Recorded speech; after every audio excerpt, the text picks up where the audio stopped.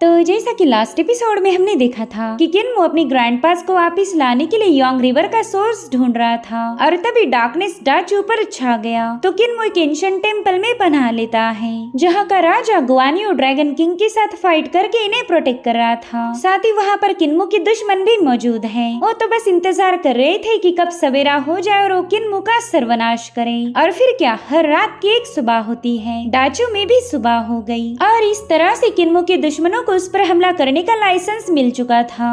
अब आगे तो इस एपिसोड की शुरुआत उसी सीन से होती जहाँ पर एंशिएंट टेंपल में सवेरा छा चुका था। सभी स्पिरिचुअल बीस्ट जंगल में दोबारा से वापस जाने के लिए निकल पड़े।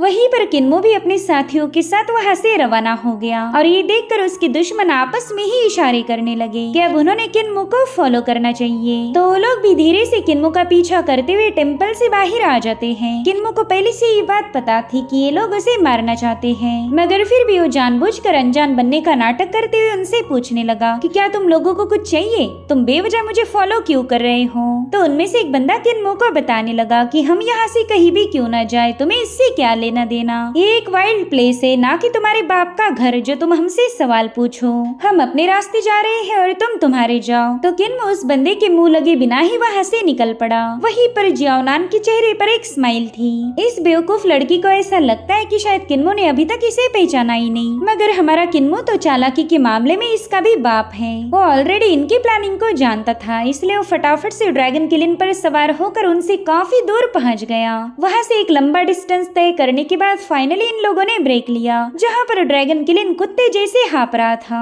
गाइस वाकई इस ड्रैगन किलिन को एक्सरसाइज की जरूरत है। होलिंग इसका खाना कट करके काफी अच्छा काम कर रही। और अब ये लोग एक ऐसी जगह पर पहुंच जाते जहाँ पर कई सारे ड्रैगन के स्टैचूज थे। ये वही ईस्टर्न सी के ड्रैगन है जो कि डार्कनेस के आते साथ ही फिर से जिंदा होकर एंशिएंट टेंपल के डेटी के साथ फाइट करते हैं। साथ ही ड्रैगन किलिन को ये बात याद नहीं थी कि राजा गुआनियो ने उसकी सवारी करते हुए इन ड्रैगन्स का खात्मा किया था।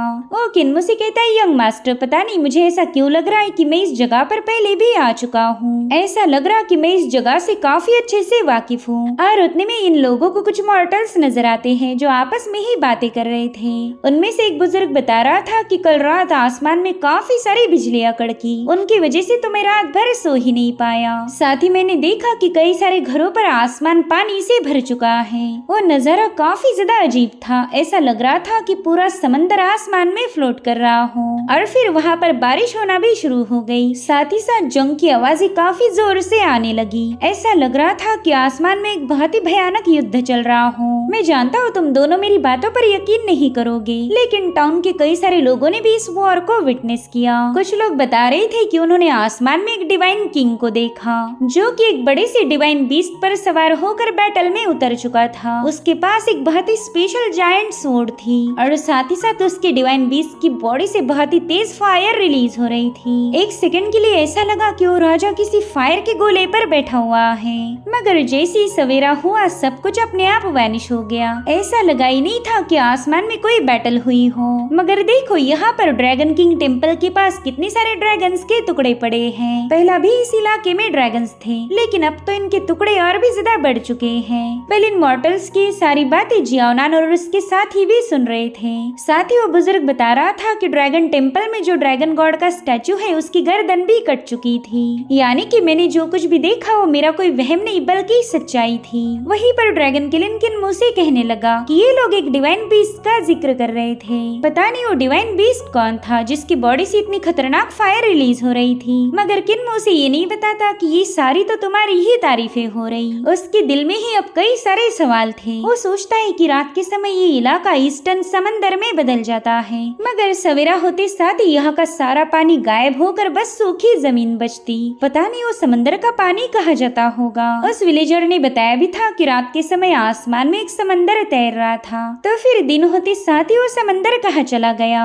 खैर ये सारे सवाल ही तो ग्रेट डाचू रुइंस को स्पेशल बनाते। और अब अब ऐसे ही पूरा दिन गुजर जाता है। एक बार फिर से डाचू पर डार्कनेस छा रहा था, तो उस इलाके में जितने भी सारे बीस्ट थे वो एक डेटी के स्टेचू के सामने जमा होने लगे। आज रात यही डेटी इन्हें डार्कनेस से प्रोटेक्ट करेगा। वहीं पर किन्मो भी अपने साथियों के साथ उस लोकेशन पर पहुंच चुका है। तभी किन्मो ने देखा कि उसके दुश्मन भी उसे फॉलो करते हुए इस जगह पर पहुंच चुके हैं। ये लोग तो किसी भी कीमत पर किन्मो का पीछा छोड़ने के लिए तैयार नहीं थे और उतने में ही वहाँ पर पेपर मनी फ्लोट होने लगती है। साथ ही साथ ऐसा लग रहा था कि सब कुछ फ्रीज हो गया और फिर वहाँ पर बहुत ही स्ट्रॉन्ग इन पावर रिलीज होते हुए आसमान में हम एक लैंटर्न को देख पाते हैं। वेल इस सोल लैंटर्न के साथ नेदरवर्ल्ड का राजा भी वहाँ पर पहुँच चुका था। वेल नेदरवर्ल्ड के राजा को देखते साथ ही ड्यूटी एंड डीमन गॉड को कुछ पुरानी बातें याद आने लगी। दरअसल ड्यूटी एंड डीमन गॉड की दुनिया में सूरज पूरी तरह से डार्क हो चुका था, तो उस करप्ट हुए सन ने पूरी दुनिया को तबाह करना शुरू कर दिया।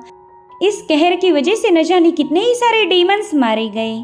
ये दुनिया अब मुर्दों का शहर बन चुकी थी। यहाँ पर इतनी सारी सोल्स थी जिन्हें कलेक्ट करने के लिए नेदरवर्ल्ड के लॉर्ड वहाँ पर अपीयर हो गए। उनका काम था अपनी पेपर से बनी हुई बोट में इन सोल्स को बिठाकर डार्कनेस की दुनिया में वापस ले जाना, क्योंकि अब ये डीमंस इस दुनिया से बिलोंग नहीं करते। अपने डीमंस को इस तरह से मरता हुआ देखकर ड्यूटी एंड डीमन गॉड काफी ज्यादा मायूस हो गया। वो चाहता था कि इन लोगों की सोल को संभाल के रखे, तो उसने लॉर्ड ऑफ नेदरवर्ल्ड के बोट्स पर अटैक करना शुरू कर दिए। लेकिन फाइनली उसे फील हुआ कि उसके पास इतनी पावर सी नहीं है कि सच्चाई को बदल सके। उसके आंखों के सामने उसके न जाने कितने ही सारे डीमंस नेदरवर्ल्ड का हिस्सा बन गए। जब उसने नेदरवर्ल्ड के लॉर्ड पर अटैक करने की कोशिश की, तब उस लॉर्ड ने अपनी पावर्स का इस्तेमाल करते हुए ड्यूटी एंड डीमन गॉड को काफी दूर पुश कर दिया। ड्यूटी एंड डीमन गॉड बताता है कि उस वक्त मैं कुछ भी नहीं कर पाया। मेरे पास बस एक ही ऑप्शन था, अपनी ही दुनिया को अपनी आंखों के सामने बस बिखरते हुए देखना। उस कैटास्ट्रोफी ने मेरे न जाने कितने सारे डीमंस का खात्मा किया।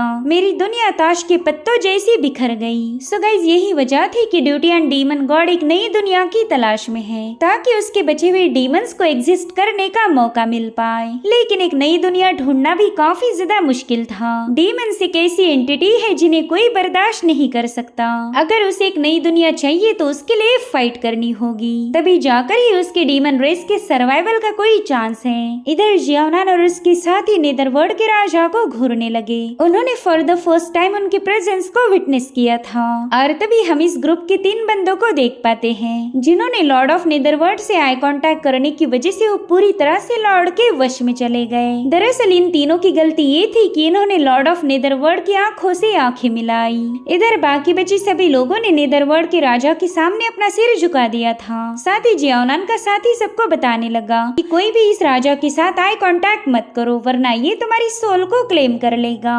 हालांकि इस बंदे ने काम की इन्फॉर्मेशन बताने में थोड़ी सी देर कर दी, क्योंकि इनके साथ जो 3 बंदे आए थे उनकी सोल ने उनकी बॉडी को छोड़ दिया है। बस कुछ ही पलों के अंदर उनकी मौत हो चुकी थी और अब वो तीनों भी नेदरवर्ल्ड के राजा की पेपर बोट पर सवार होकर दूसरी दुनिया में रवाना हो गए। ये तीनों अब डेड रेल्म का हिस्सा बन चुके हैं और उतने में ही किन्मो महायामा ये मंत्र दोहराते हुए अपने फॉर्म को बदल लेता है। वेल किन्मो के इस फॉर्म में आते साथ ही वहाँ पर हम डेड रेल्म के गेट को भी अपीयर होता हुआ देख पाते हैं। दरअसल कुछ दिनों पहले किन्मो इस गेट के अंदर जाकर डार्क रेल्म को एक्सप्लोर करना चाहता था और उसी वक्त उसकी नेदरवर्ल्ड के राजा के साथ मुलाकात हुई, जो कि किन्मो की सोल को क्लेम करने के काफी ज्यादा करीब थे। मगर उसी वक्त किन्मो ने डिमोनिक मंत्रास की चैंटिंग करते हुए खुद को बचा लिया। वहीं पर नेदरवर्ल्ड के राजा ने उस गेट को देखते साथ ही किन्मो को भी तुरंत ही पहचान लिया। वो अपनी डिमोनिक आवाज में कहने लगे कि बच्चे, एक बार फिर से हमारी मुलाकात हो गई। वेल नेदरवर्ल्ड के राजा के मुंह से ये बात सुनकर जियानान और उसके साथी काफी ज्यादा हैरान थे। वो सोच में पड़ गए कि आखिर इस बच्चे की नेदरवर्ल्ड के राजा के साथ जान पहचान कैसे हो गई। वहीं पर किन्मो नेदरवर्ल्ड के राजा से कहने लगा कि मेरे लॉर्ड, मुझे आपकी मदद की जरूरत है। और फिर किन्मो ने उनके सामने अपने ग्रैंडपास और ग्रैनी की ड्राइंग को शो किया। उनसे पूछता है कि मेरे लॉर्ड, क्या आपने इन लोगों को डेड रेल्म में देखा है? क्या ये लोग आपकी रिवर के पास से गुजरे थे? जिस पर नेदरवर्ल्ड के राजा बताने लगे कि हाँ, ये सभी लोग केयरफ्री सिटी की तलाश में हैं, मगर अब ये लोग वहाँ से वापस नहीं आ पा रहे। इन्हें वहाँ से बाहर आने का रास्ता ही नहीं मिल रहा और अब ये लोग तब तक वहाँ पर ट्रैप रहेंगे जब तक ये पूरी तरह से खत्म ना हो जाए। इनफैक्ट मेरी परछाई ऑलरेडी इनकी सोल्स को क्लेम करने के लिए अपने रास्ते निकल चुकी है। बस कुछ ही दिनों में इनकी सोल्स मेरे पास आ जाएगी। अब ये सुनते साथ ही किन्मो को बहुत बड़ा झटका लग गया। उसकी ग्रैनी सी और ग्रैंडपास की जान खतरे में थी, तो किन्मो तुरंत ही उनके सामने अपना सिर झुका मुस्कुराते हुए पूछने लगा। वो कहता है मेरे राजा प्लीज मेरी मदद कीजिए, मुझे बताए कि आखिर ये केयरफ्री सिटी एग्जैक्टली है कहाँ पर। दरअसल किन्मो को लगा ही नहीं था कि नेदरवर्ल्ड के राजा इसका कोई जवाब देंगे, क्योंकि पिछली बार भी किन्मो ने उनसे सवाल पूछा था, लेकिन उस वक्त वो खामोश रहे। लेकिन इस बार उन्होंने एक डायरेक्शन की तरफ पॉइंट किया। वो अपना हाथ आगे बढ़ाकर किन्मो को केयरफ्री सिटी की लोकेशन के बारे में बता रहे थे। तो किन्मो तुरंत ही समझ जाता है कि नेदरवर्ल्ड के राजा डार्कनेस में मौजूद फेंगदू की बात कर रहे हैं, और पिछली बार भी किन्मो ने वहाँ पर विजिट किया था। वो कहता है कि ना, ये तो केयरफ्री सिटी नहीं हो सकती। वो तुरंत ही नेदरवर्ल्ड के राजा से कहने लगा कि आप तो फेंगदू की तरफ इशारा कर रहे हैं, लेकिन मुझे तो असली केयरफ्री सिटी का लोकेशन चाहिए था, तो प्लीज क्या आप मुझे इसके बारे में बता सकते हो। मगर इस बार भी नेदरवर्ल्ड के राजा खामोश हो गए और फिर अचानक से वो बिना कोई जवाब दिए वहाँ से वैनिश हो जाते हैं। ये सब देखकर किन्मो और भी ज्यादा परेशान हो गया। उसकी तो पूरी की पूरी फैमिली की जान दाव पर लगी है और किन्मो भी पूरी तरह से बेबस था। उसके पास कोई लोकेशन ही नहीं जहाँ पर जाकर वो अपनी फैमिली को बचा सके। खैर अब नेदरवर्ल्ड के राजा की वहाँ से जाते साथ ही जियाओनान चैन की सांस लेने लगी, वरना अभी तक तो इनकी सांसें अटकी हुई थी। उनमें से एक बंदा तो किन्मो पर काफी ज्यादा भड़क गया। वो कहता है कि तुम जानबूझकर यहाँ आए, तुम्हें पता था कि यहाँ पर नेदरवर्ल्ड के राजा आते हैं, यानी कि तुमने हमें खत्म करने के लिए प्लान बनाया था।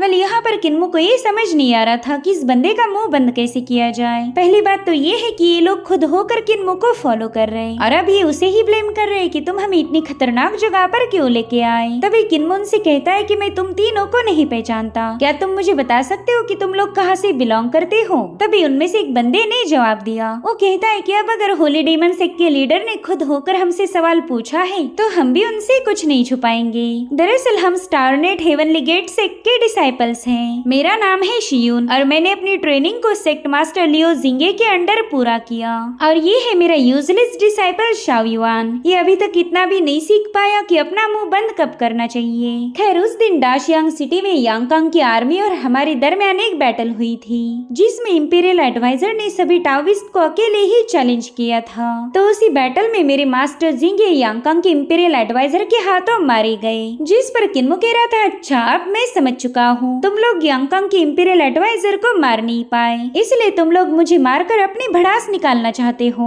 मगर इसके पीछे का लॉजिक मुझे समझ नहीं आ रहा। तुम्हारा दुश्मन एडवाइजर है और तुम बदला मुझसे ले रहे, और अब यहाँ पर हमें दिखाया जाता है कि ये सभी लोग अपने वेपन्स की तरफ हाथ आगे बढ़ा रहे, मगर ये लोग फाइट में इन्वॉल्व हो पाए इससे पहले वहाँ पर एक काफी जोरदार चैंटिंग की आवाज गूंजने लगी। वही चैंटिंग थी बुद्धिस्ट के मंत्रास की, जिसने इन सभी का ध्यान अपनी तरफ खींच लिया।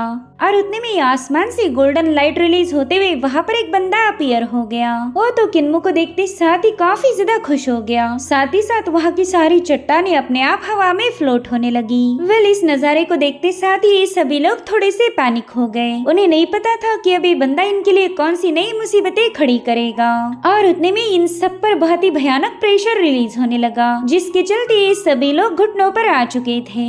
साथ ही वो बंदा कह रहा था माफ करना, मेरे प्रेशर की वजह से तुम्हें तकलीफ हो रही है। तो किन्मो भी उसके डोमिनेंस को एक्सेप्ट करते हुए कहने लगा कि इसमें तकलीफ की क्या बात है, आप तो बस यहाँ से गुजर रहे थे, आपके यहाँ आने से हमें कोई ऐतराज नहीं। और उतने में ही किन्मो को कंखारा वेपन की आवाज सुनाई दी। उसने देखा कि उसका पुराना दोस्त जायंट एपिस मॉन्क के साथ आया है। इधर शियून दिल ही दिल में कह रहा था कि ये बंदा काफी ज्यादा पावरफुल होगा, इसलिए तो डार्कनेस भी इसका कुछ बिगाड़ नहीं पा रहा। मेरे ख्याल से ये डिवाइन ब्रिज रेल्म का पावर हाउस होगा, और इसके साथ जो जायंट बीस्ट है वो भी काफी ज्यादा ताकतवर होगा। मगर उतने में ही वो जायंट बीस्ट जोर जोर से चिल्लाते हुए किन्मो को आवाजें देने लगा। वो अपने हाथों को वेव करते हुए कहने लगा कि हाय मेरे नन्हे दोस्त, कैसे हो तुम। अभी सुनकर तो जियाओनान और भी ज्यादा परेशान हो गई। उसे ये समझ नहीं आ रहा था कि इस बच्चे ने इतने अजीब अजीब लोगों से दोस्ती कब की होगी। नेदरवर्ल्ड का राजा भी इसे पहचान गया था, और अभी जायंट एप भी इसका दोस्त निकला। और उतने में ही बिग गाय ने सीधे किन्मो के सामने छलांग लगा दी। किन्मो से कहता है कि मैं तुम्हें ढूंढने तुम्हारे घर गया था, लेकिन वहाँ पर तुम मुझे नहीं मिले। बताओ बताओ तुम इतने दिनों से कहाँ पर थे। तो बिग गाय उसे बताता है कि ये कंखारा वेपन जो तुमने मुझे दिया था वो असल में ग्रेट लाई से बिलोंग करता है। तो कई दिनों पहले ही मुझे अपने साथ ले गए और अब उनका ये डिसाइपल मेरा मास्टर है। अब ये सुनकर किन्मो काफी ज्यादा हैरान हो गया। वो कहता है क्या मतलब थंडर साउंड सेक के मास्टर रुलाई ने तुम्हें अपनी आर्ट सिखाई और अब तुम इस बंदे के डायरेक्ट डिसाइपल भी बन गए। और उतने में ही जायंट एप अपनी बुद्धिज्म की मुद्रा को शो करने लगा। साथ ही साथ उसका मास्टर भी वहाँ पर पहुँच चुका था। उसके वहाँ आते साथ ही वहाँ रिलीज होने वाला हेवनली प्रेशर अपने आप हट जाता है और उतने में ही किन्मो को देखते साथ ही उस मॉन्क को पुरानी बातें याद आने लगी। दरअसल किन्मो की डीमन दोस्त लिन शियांग इसी के टेम्पल में कैद थी। तो उस वक्त किन्मो ने डीमन मंत्रास की चैंटिंग करते हुए इस मॉन्क को उल्लू बनाकर अपनी दोस्त को आजाद किया था। तो उसी इंसिडेंट को याद करते हुए वो मॉन्क किन्मो से कहने लगा कि अच्छा तो तुम वही करामती बच्चे हो जिसने उस दिन मेरे कल्टीवेशन को बर्बाद किया था। तो किन्मो ने भी तुरंत ही उसे पहचान लिया। वो कहता है अच्छा तो ये तुम्हारा असली फॉर्म है। और अब ये दोनों भी एक दूसरे को काफी गुस्से में घूरने लगे। इनकी पुरानी दुश्मनी ताजा हो गई और साथ ही साथ वहाँ का माहौल भी टेंस था। तो इस सिचुएशन को भापते हुए जियाओनान के चेहरे पर स्माइल आ गई। उन्हें लग रहा था कि अब ये मॉन्क ही किन्मो को निपटा देगा। मगर तभी बिग गाय फटाफट से किन्मो को अपने हाथ पर उठा लेता है और साथ ही वो अपने मास्टर को बता रहा था कि ये मेरा छोटा भाई है, प्लीज आप मेरे भाई को कोई नुकसान मत पहुँचाना।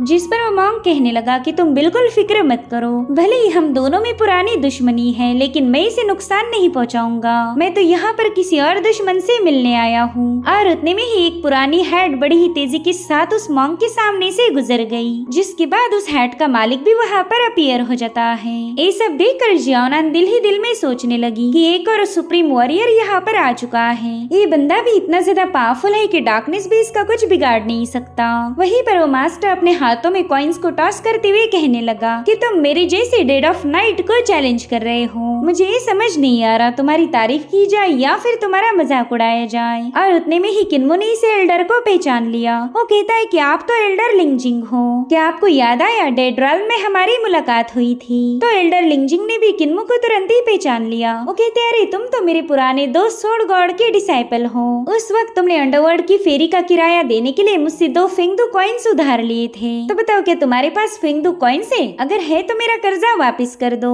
तो किन्मो हेजिटेट होते हुए बताने लगा कि उसी डेड रॉल में वो कॉइन्स मुझसे खर्च हो गए। किन्मो की हरकतें देखते साथ ही एल्डर लिंगजिंग को हंसी आ गई। वो कहते कोई बात नहीं बच्चे, जब तुम्हारे पास फेंगदू कॉइन्स आ जाए तब तुम मुझे वो कॉइन्स वापस लौटा देना। इधर शाओयुआन धीरे से जियाओनान को बता रहा था कि ये बच्चा तो काफी ज्यादा पहुंची हुई चीज है, हर 5 मिनट में इसके पहचान वाले लोग मिल रहे। वहीं पर एल्डर लिंगजिंग मॉन्क से कहने लगे कि आज का मौसम तो काफी ज्यादा सुहाना है, देखो तो कितनी शानदार बर्फ गिर रही। ऐसे मौसम में किसी को खत्म करना वाकई गजब का होगा। लेकिन मैं यहाँ पर तुम्हारे साथ कोई बैटल नहीं करना चाहता, क्यों ना हम यहाँ से थोड़ा दूर चले जाएं, ताकि इन बच्चों को हमारी वजह से डिस्टर्ब नहीं होगा। तो मॉन्क भी तुरंत ही इसके लिए राजी हो गया, जिसके बाद ये दोनों फटाफट से वहाँ से रवाना हो गए। और उनके जाते साथ ही आसमान से क्लैशेस की आवाजें आ रही थी। साथ ही साथ वहाँ पर अचानक से बारिश होना शुरू हो जाती है। तो किन्मो बताता है कि ये तो एल्डर लिंगजिंग और उस मॉन्क की पावर का कंबाइन असर है। उन दोनों के हमलों की वजह से बर्फ के बादल पिघल गए और इसी वजह से यहाँ पर बारिश होना शुरू हो गई, जिसके बाद ये सभी लोग दोबारा से अपनी अपनी जगह पर जाकर बैठ गए। और अब सवेरा होते साथ ही वहाँ पर जितने भी क्रीचर्स और बीस्ट थे वो सबके सब अपने घर की तरफ रवाना हो गए। वहीं पर किन्मो के दुश्मनों का सबर का बांध भी अब टूट चुका है। जियाओनान कह रही थी कि चलो इसका काम तमाम करने का वक्त हो चुका है।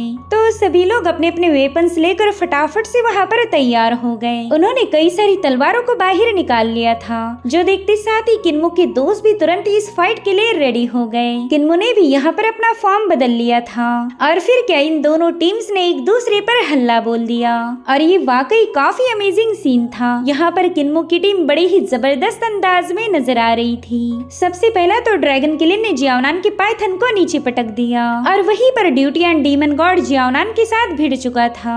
वो कई सारी तलवारें रिलीज करते हुए अपने दुश्मनों पर मुसलसल हमले करने लगा और उसी वक्त किन्मो भी शियोन के काफी करीब पहुंच जाता है। तो अब शियोन ने किन्मो के अटैक को काउंटर करने के लिए अपने सामने सोड की शील्ड फॉर्म कर ली, मगर किन्मो की तलवार ने उसकी शील्ड को काउंटर करते हुए उसे पीछे की तरफ ढकेल दिया और उसी वक्त जायंट एप ने सीधे अपना कंखारा लेकर शियोन पर एक छलांग लगा दी। ये अटैक इतना ज्यादा जबरदस्त था कि शियोन का काम एक ही सेकंड में तमाम हो गया। ये सब देखकर उसके डिसाइपल चाओ युआन के तो होश ही उड़ गए और अब वो बंदा कुछ समझ पाए इससे पहले ही किन्मो ने काफी कूल अंदाज में उसका भी काम तमाम कर दिया। सो इस तरह से इस टीम में अब जियाओ नान ही जिंदा बची थी। तो जायंट एप उसे भी अपने कंखरा के नीचे क्रश करने की कोशिश करता है, मगर जियाओ नान ने बड़ी ही तेजी के साथ पीछे हटते हुए अपने पाइथन को समन कर लिया और फिर क्या हमेशा जैसे वो एक बार फिर से दुम दबाकर भाग निकली थी। उसके साथियों की लाशें वहाँ बहरी रिवर में फ्लोट हो रही थी, जो देख किन्मो कह रहा था कि चलो ये तो अच्छा हुआ कि आज अंडरवर्ल्ड के राजा को नई सोल्स कलेक्ट करने मिलेगी। मुझे तो बस एक ही बात का अफसोस है कि मैं जियाओ नान की सोल को अंडरवर्ल्ड के राजा के सामने पेश नहीं कर पाया। वो बंदी इतनी ज्यादा शातिर है कि हर बार हमारे हाथ से निकल जाती।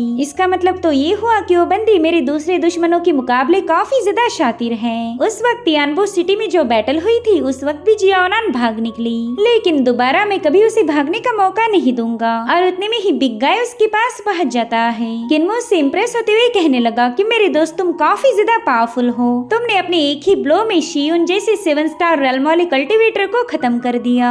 जो सुनते साथ ही जायंट एप बड़ी ही तेजी के साथ अपने सीने को पीटने लगा। वो कह रहा था मैं हूँ हाओकोंग, तेरे दुश्मन मेरे सामने टिक नहीं सकते।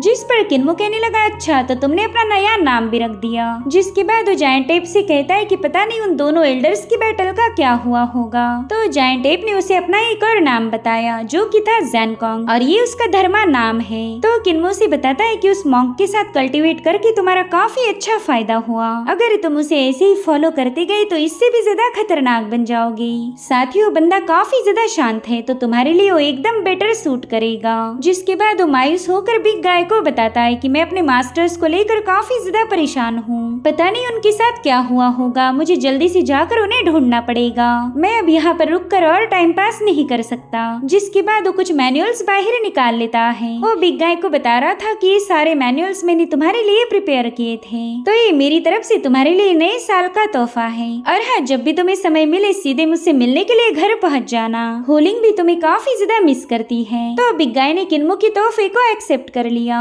साथ ही उसने किन्मो से वादा किया कि वो जल्दी उससे मुलाकात करेगा। और इतना कहते साथ ही बिग गाय वहाँ से रवाना हो जाता है। वहीं पर ड्रैगन किलिन तो बस अपना कटोरा साफ करने में बिजी था, मगर किन्मो एल्डर लिंगजिंग और उस मॉन्क के दरमियान हुई बैटल के बारे में जानना चाहता है। तो ड्रैगन किलिन से कहने लगा कि फटाफट से तैयार हो जाओ, हमें ग्रानीसी और दूसरे एल्डर्स को ढूंढने जाना है, वरना नेदरवर्ल्ड के राजा उनकी सोल को क्लेम कर लेंगे। तो ड्रैगन किलिन भी उसके पीछे रवाना हो गया, लेकिन उसका टोकरा पीछे छूट गया था। तो फटाफट से जाकर पहला उसे उठा लेता है। और अब एक बार फिर से इनका सफर शुरू हो गया। और फिर वहाँ से थोड़ी दूरी पर आने के बाद ड्रैगन किलिन किन्मो को बताने लगा कि यहाँ पर मुझे ब्लड की स्मेल आ रही है।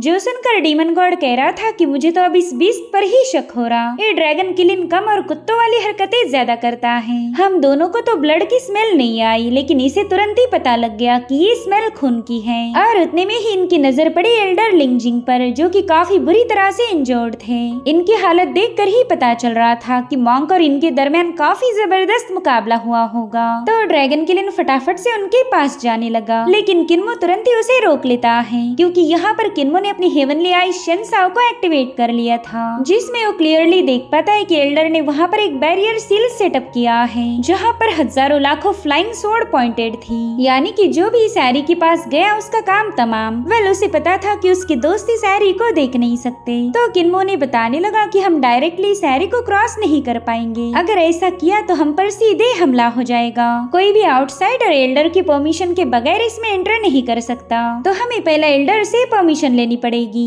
और उतने में ही एल्डर लिंग जियांग ने इन्हें देख लिया। वो किन्मो से कहते हैं कि सोड गॉड के डिसाइपल के पास तो वाकई एक्स्ट्राऑर्डिनरी आईज हैं, जिन्होंने मेरी एरी को तुरंत ही पहचान लिया। दरअसल मैं काफी ज्यादा घायल हूँ, ऐसी हालत में वाइल्ड बीस्ट मुझ पर अटैक कर सकते हैं, तो उन्हें रोकने के लिए मैंने इस एरी को फॉर्म किया। अब तो मेरे पास इतनी भी ताकत नहीं है कि मैं किसी बीस्ट का मुकाबला कर सकूं। कल रात जो बैटल हुई थी वो वाकई काफी ज्यादा इंटेंस थी। तो किन्मो ने बताता है कि मास्टर मेरे पास मेडिसिन का काफी अच्छा नॉलेज है, अगर आप मुझे परमिशन दो तो मैं आपकी इंजुरीज को हील कर सकता हूँ। प्लीज मुझ पर भरोसा करके मुझे आपकी मदद करने का मौका दीजिए। एल्डर लिंगजियांग को पता था कि ये बच्चा काफी ज्यादा नेक दिल है, तो उन्होंने भी फटाफट से उन सारी तलवारों को हटा दिया। वो किन्मो से कहते कि बच्चे तुम्हारी इस मदद के लिए मैं हमेशा तुम्हारा ग्रेटफुल रहूंगा। और अब किन्मो केनमो अपने दोस्तों के साथ उनके पास पहुंच जाता है। उसे पूरा यकीन था कि वो एल्डर की इंजुरीज को हील कर पाएगा। और इसी के साथ ये एपिसोड यहीं पर एंड हो जाता है। Thank you so much for watching. Bye bye, take care.